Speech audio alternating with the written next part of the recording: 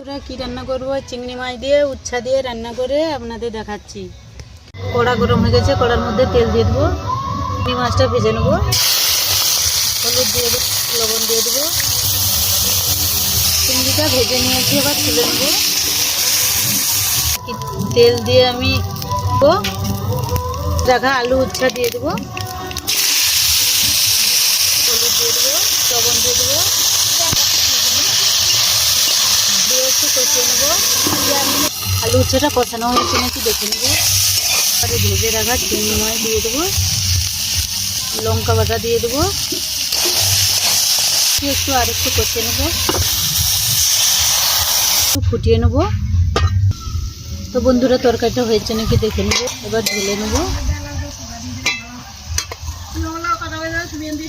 উচ্ছা দিয়ে রান্না করছি। এই তরকারিটা কীরকম হয়েছে আপনারা শেয়ার করে জানাবে।